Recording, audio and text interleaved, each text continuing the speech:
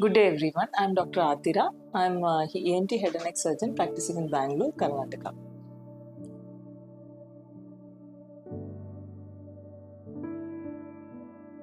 Ear infections are usually either it can be just from the outside of the ear.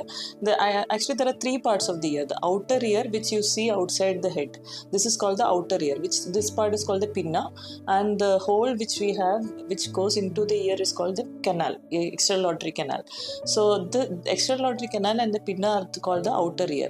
Starting from the eardrum to the sound conducting apparatus inside the ear is called the middle ear. From the middle ear, we have this electrical impulses carrying nerves which take the sound from the outside as electrical impulses into the brain. That is called the inner ear. Any of these areas can get infected. When there is an outer ear infection, sometimes people have a habit of putting earbuds, pins inside the ear canal and cleaning. They think that they are able to clean the wax using that, but it's a misconception. Our ear canal is not like a flat tube. It has got this bumps in the front part, and it is not like a straight line. It is a little curved in a three-dimensional way. So when you actually put a bud or a pin inside, you can actually hit the skin and you can cause bleeding of the skin. And in worst cases, sometimes you can actually hit the eardrum. So that can actually break the eardrum and cause a tear in your eardrum. So most of the time, outer ear infection happens because of trauma, like somebody hitting you or some cut in the skin, which can get infected afterwards. If you have put your hand and scratched, our hands carry a lot of bacteria. So after the scratch, the infection can go deep into the skin. That's how the external ear infections happen.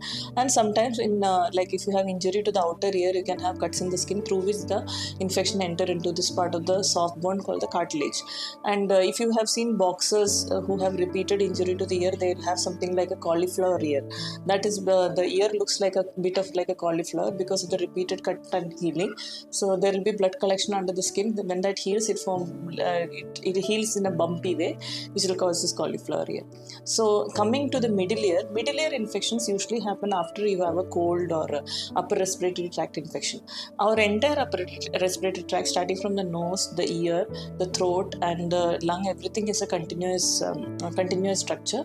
So when you have an upper respiratory tract infection like sinusitis or pharyngitis, that infection can travel to the ear. There is a connecting tube between the ear and the nose called eustachian tube. People have a habit of, when we have an upper sinusitis, we do like this to clear the mucus from the nose. But when we do this repeatedly, you can actually cause a congestion of the eustachian tube, and you can allow the infection to go into the ear through the eustachian tube into the ear. Otherwise, also without you doing that, if the bacteria or the virus causing the infection is very strong, the infection can spread from one area like the nose to the ear, and that can cause fluid collection in the ear. So usually when you have an ear infection along with a cold, you will feel a blocked ear or you feel like a muffled hearing. But usually after the cold, it is supposed to go away. If you have a muffled hearing or decreased hearing, or like you feel like you can hear bubbles inside the ear, then you have something called otitis media. That means pus or mucus inside the ear. So this is when we need to go to a doctor. The doctors will give you if required, antibiotics to treat the infection or some medication to let that fluid go away from the ear. But if you delay it long time, that fluid can stay for a long time. You can have chronic hearing loss. Coming to the inner ear infections are not very common. But if you have some brain infections, you can have the infection of the nerve taking the sound from the ear to the brain. You can have infection like that. Sometimes when there is a whole body infection like a septicemia, we call a whole body affecting infection in the body, that can affect the inner ear hearing mechanism. And there is sometimes very bad, during COVID time, you would have heard the patient after having COVID, they lost taste.